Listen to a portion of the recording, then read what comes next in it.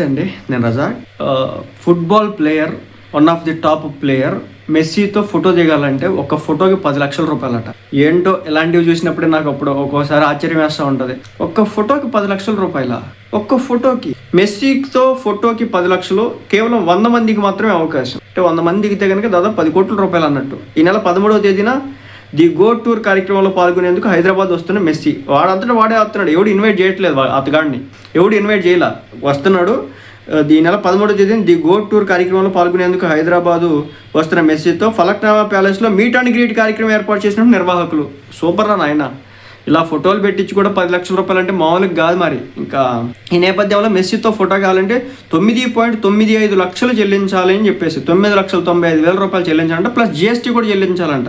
కేవలం 100 మందికి మాత్రం ఈ అవకాశం ఉంటుందని తెలిపిన ది గో టు టూర్ నిర్వాహక కమిటీ సలహాదారు పార్వతీరెడ్డి గారు. సూపర్ అండి పార్వతీరెడ్డి గారు.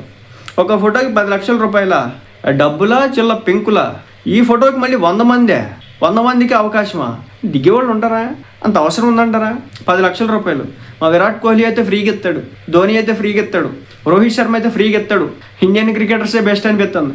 మన కబడ్డీ ప్లేయర్స్ కూడా చాలామంది ఉంటారు. రోడ్డు మీద కనిపించినప్పుడు ఎవరినైనా నా ఫోటో ఇయ్యన్న అంటే ఎత్తారు. మా యాక్టర్లు కూడా ఉంటారు. చిరంజీవి గారు, మహేష్ గారు, ప్రభాస్ గారు, అల్లు అర్జున్ గారు. అన్న ఫోటో కావాలన్నా అంటే దారా తీసుకోపో అని చెప్తారు. మరి అరే ఎంత గొప్ప మీరు!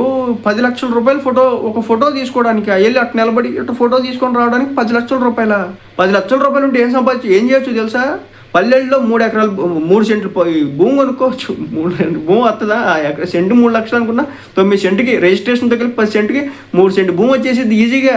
అలాగే ఏదైనా చిన్న అపార్ట్మెంట్ తీసుకొని 10 లక్షలు 30 లక్షల రూపాయల అపార్ట్మెంట్ తీసుకొని 10 లక్షలు కట్టేసి 20 లక్షలు లోన్ పెట్టుకోవచ్చు. ఫ్యామిలీ సెటిల్ అవుతుంది.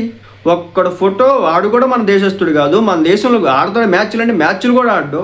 మన దేశం కోసం ఏదైనా ఏది చేసి చేస్తారని మన దేశం కోసం వీళ్ళు ఏం చేస్తారు. కానీ మన దేశం వస్తున్నాడంటే ఇదేం దరిద్రం. మొన్న ఎవడో ఐశ్వర్ స్పీడ్ అని చెప్పేసి వచ్చినాడు మన దేశం. వాడు కూడా పెట్టాల్సింది 25 లక్షలు అని చెప్పి ఇలాగే తయారు చేశారనుకోండి. వచ్చిన ప్రతి ఒక్కడల్లా 10 లక్షలు అండి ఫోటో దిగుతాని చెప్పారు. రేపు పొద్దున రొనాల్డో వస్తాడు.